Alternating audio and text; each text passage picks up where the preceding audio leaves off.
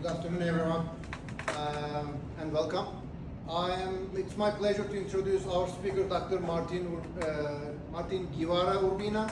And Dr. Urbina is a distinguished professor, researcher, and author and speaker whose work has made a lasting impact in the fields of criminology, criminal justice, sociology, race and ethnicity, and immigration studies.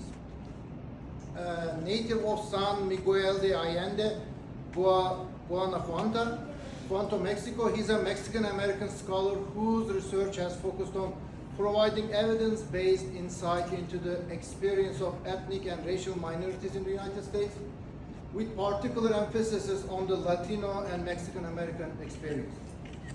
He currently serves as distinguished professor of criminal justice at Soros State University International Campus at Eagle Pass. And throughout his career, he has been recognized with numerous honors for his excellence in teaching, scholarship, and service. And indeed, he is the recipient of the Outstanding Research Award in 2025. Dr. Urbina is the author, co-author, and editor of more than 90 scholarly publications, including numerous academic books, as you can see there, as well as works of poetry, children's literature, and spiritual writing. His scholarship has appeared in leading journals, and his research and commentary have been featured in major national and international media outlets. In addition to his many academic achievements, he is widely respected for his voice on important issues involving criminal justice, immigration, race, education, and public policy. Most recently, he was recognized one of the most influential criminologists on the last decade. Please join me in giving a warm welcome to Dr. Guevara Urbina.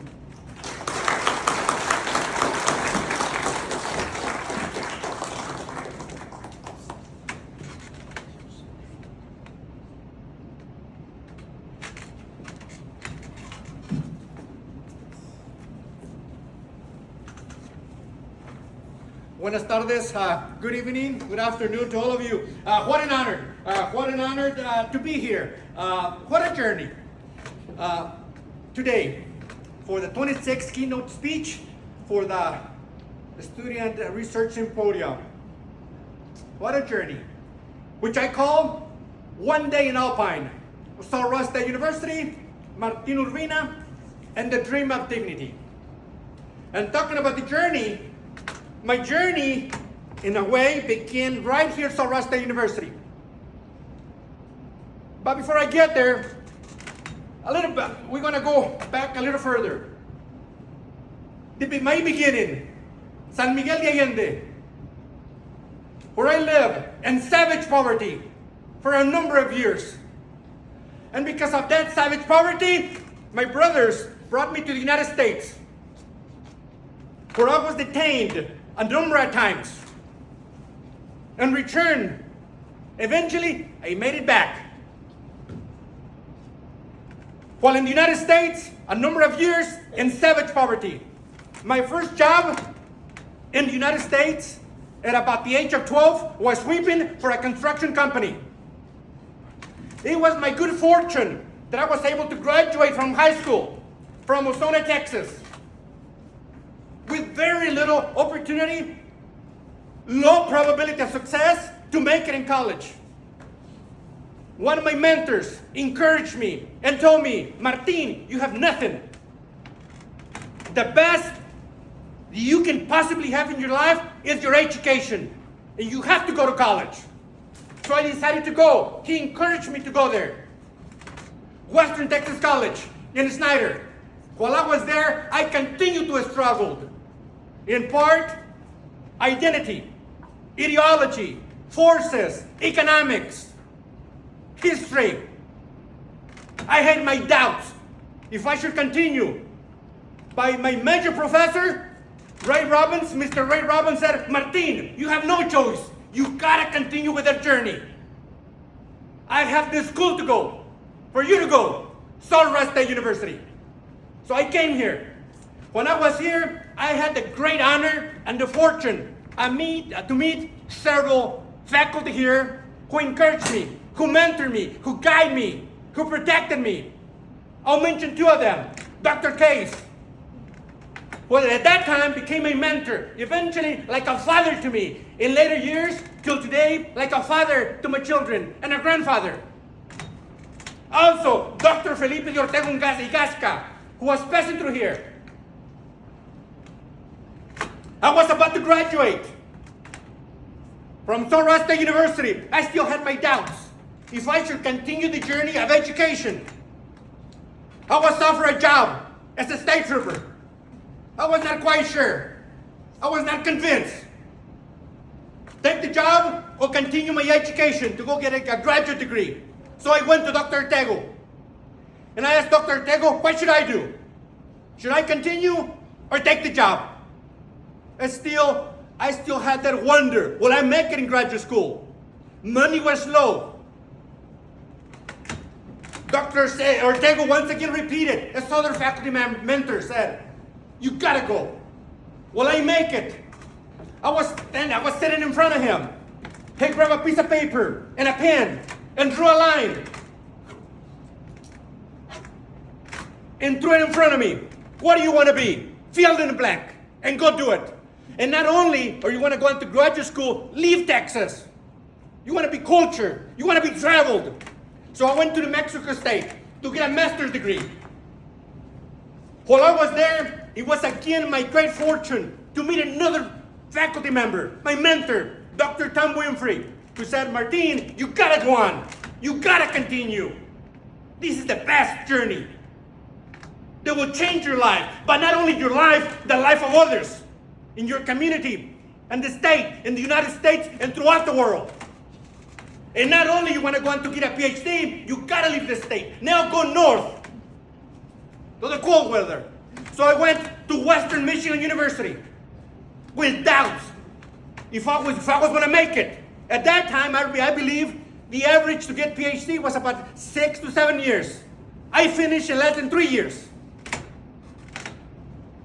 I moved quickly to take my first full-time job at the University of Wisconsin. The faculty at the university had two concerns. So they called my major professor, Dr. Susan Carlson. Does Dr. Urbina now has the mental, the psychological, the emotional stability to sustain the rigor of this university? She said yes. Next, does Dr. Urbina has the intellectual ability to sustain the academic rigor of this university? Because this is a published or perished university. Dr. Carlson said over the phone something that she had already said in a 3-page, single-spaced letter of recommendation. Dr. Urbina is on his way to become one of America's most prolific writers. And as I had done back with Dr. Ortega, I turned around and wept in silence. And the same way, when Dr. Ortega told me that, I wept. I turned around and wept in silence. And once again, I remember Sonora State University when I heard that line. Because that's something that had happened here.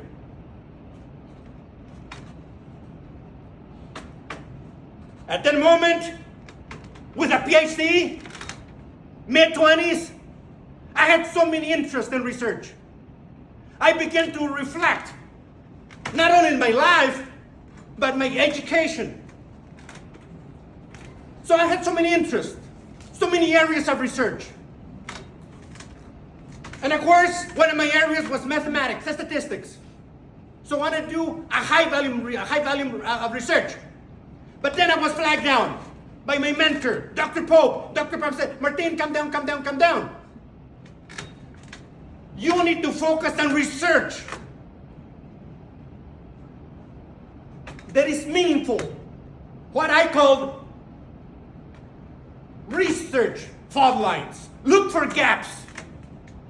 Research that is significant, groundbreaking, cutting edge. So therefore, that research can convert into cutting edge, groundbreaking publications. Articles, chapters, and books. So look for gaps. So set your agenda for the future. Short term, long term. An agenda that is solid. So as I look into the research literature, I begin to establish an agenda for the future. The research outlines. But now with those find out where are they? How significant? How profound? And then begin to bridge those gaps.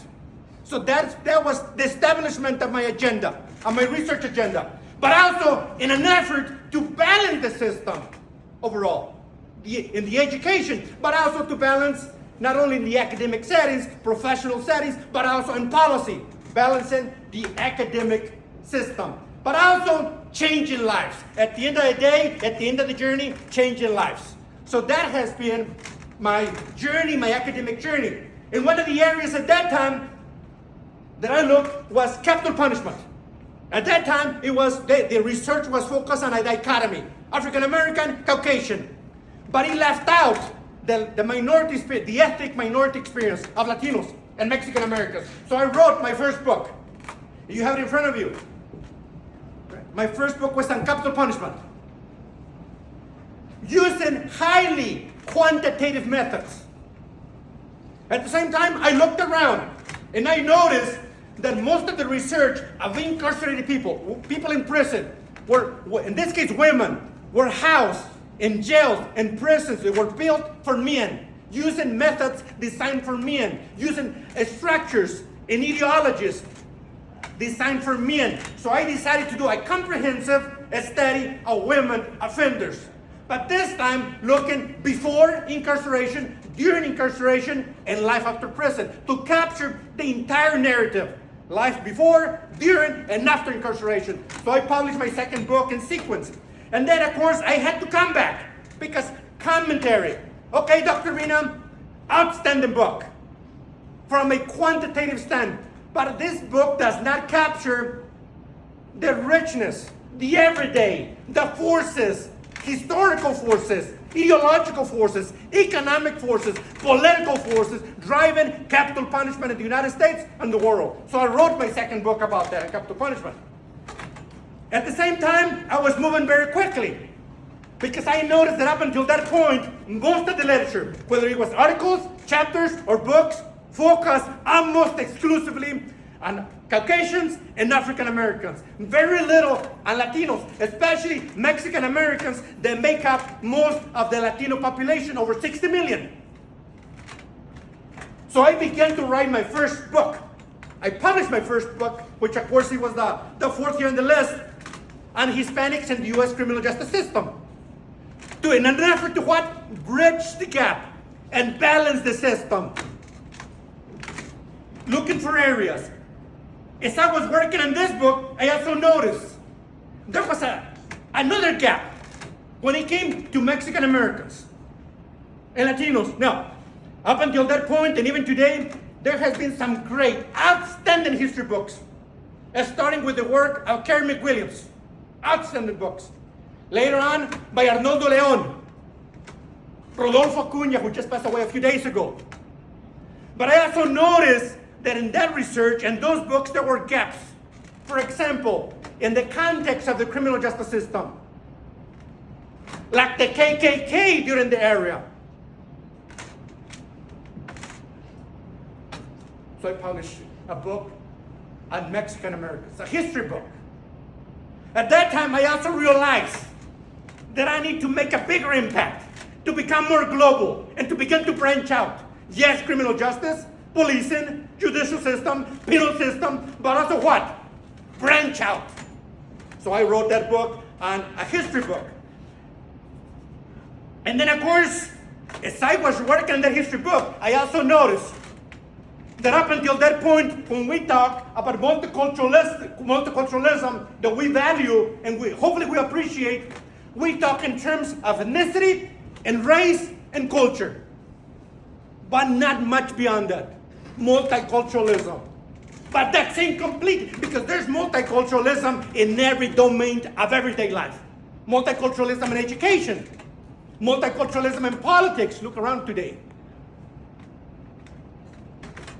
So So, and then about that time, I came to Soros. And I noticed that we did not have a class on multiculturalism. So I created the class on multiculturalism. Then I look around to find a book on multiculturalism. And guess what? I could not find a book that for me was good enough to teach the course. So what am I going to do? Somebody told me, write the book. So I researched the book and I published the book on multiculturalism. A class that I continue to teach today is a required course. Then eventually we make it required. A core course, multiculturalism. And then of course, at about the same time, I've noticed some of the trends are going on in the United States. Some of the trends. Especially on the front line of the law. Policing. So then I wrote a book on policing. Also to bridge the gaps. Because prior to that, the focus was Caucasian police officers and African American police officers, and how about the ethnic minorities? So I wrote a book on that, and I published the book. Again, looking for that trend, that agenda for the future, to bridge those gaps and balance the system. At the same time, by the way, as I look around, by this time, I had been teaching for several years. And I began to notice differences in the classroom and across the United States. So I also wrote another book outside my area on education. The education of Latinos in the United States. Latino access to higher education. At about the same time, by the way, I've noticed that when we teach a class, when some of you teach a class, sometimes it's very difficult. It's very challenging to teach a class without having to rely on several books, multiple chapters, multiple articles. So I decided to put a reader together, something for you to consider. So I wrote that. Then, by the way, I faced another challenge because as scholars, policymakers, as students would say, okay, Dr. Urbina, we need a book that would include the entire criminal justice system, which of course would be a very large book that include law enforcement, corrections, and the penal system, so that we can use in a class without having to use multiple books. Very soon, by the way, the issue of immigration continue, and all the issues around the United States. And of course, they're back right now. Look around for those of you who are looking at the news and the media, the social media. So I published a book on immigration.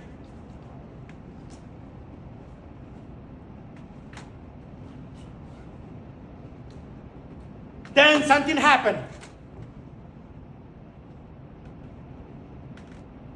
that really shattered my life and the life of my family.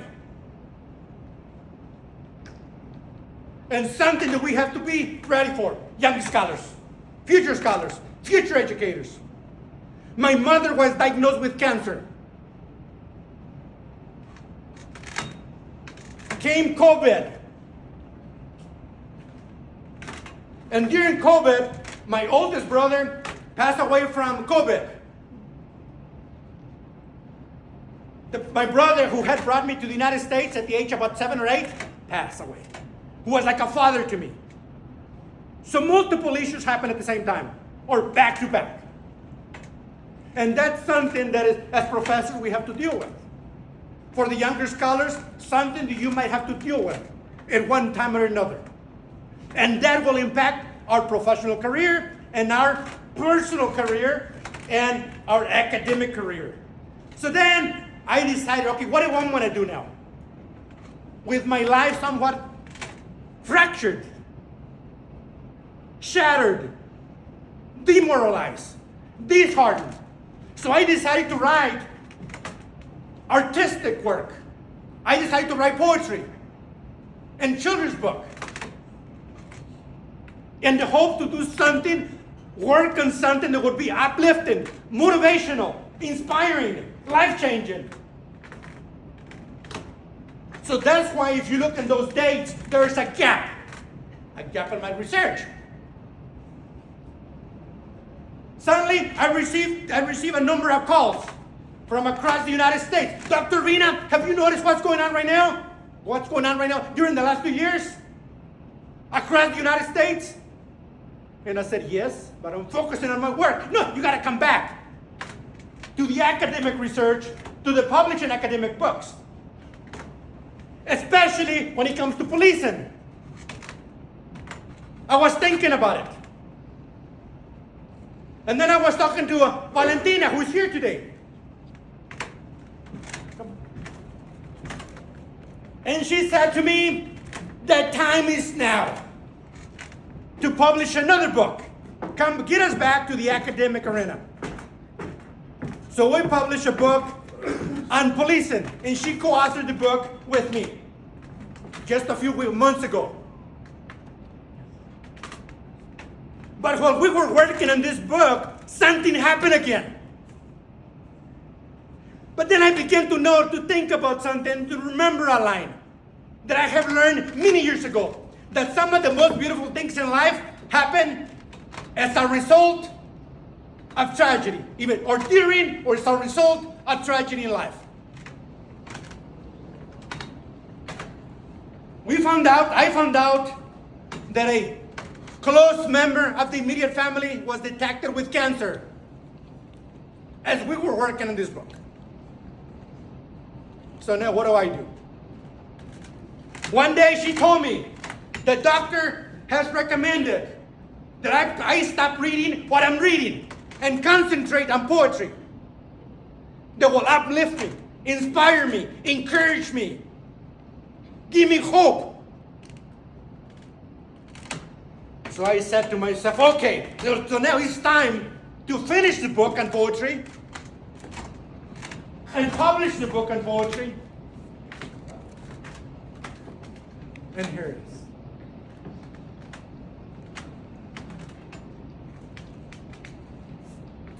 But of course, the criticisms came down. Dr. Urbina, that's in Spanish only. So now we need an English edition. So, in the next 2 months, the English edition of this book would be released. Stay tuned.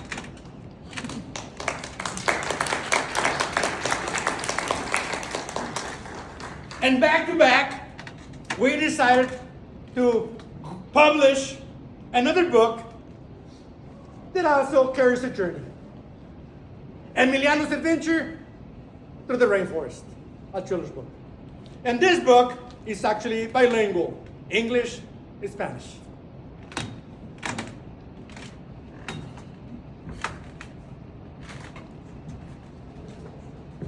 With that, but now that our lives is beginning to again to come down, to stabilize, we're coming back to the academic settings. But this time, we're going to do a balance, focusing on academic research, academic publications. It's on the bottom, forthcoming, coming soon. Right? There's a number of books you will have in front of you. It's a balance of academic research, academic publications with artistic work. And I hope, in an effort to bridge those gaps, balance the system, but also what else? Change lives. Changing lives. Over the years, I have come to realize that a class that in some way does not change life has no value. Research that in some way does not change life has limited or no value. And I think that's the challenge to all of us. For the younger scholars, think about this. In the near future, you want to be confronted with this, with questions. And one of the things you have to think about yourself is, what is you want to research? And why do you want to research? And what are you writing? And who you're writing for? Questions of identity. But before the identity, an image. What is your image? like a picture, an identity that defines you as a human being, as a professor, as a scholar, as an author, an ideology. What is your ideology? Also, along the way, you're going to face, encounter unfolded events, unexpected events, tragedy in your life. And how do we deal with this? How do we cope with this? How do we overcome this? You have to stay strong. And when that comes, think about this. One day in Alpine. Remember this day. One day in Alpine. Rasta University. Martin Urbina. And the dream of dignity.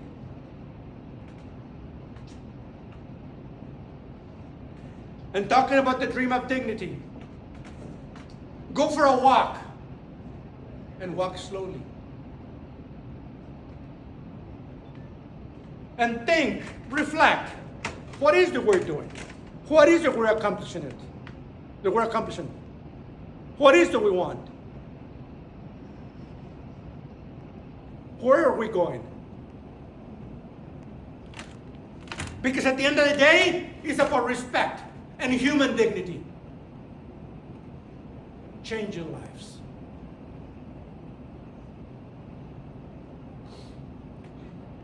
For the younger scholars, over the years, people have asked me as I traveled to deliver lectures. And the younger folks often ask me, Dr. Urbina, how is it possible you have achieved what you have achieved within a small window of time, even though it's not so small?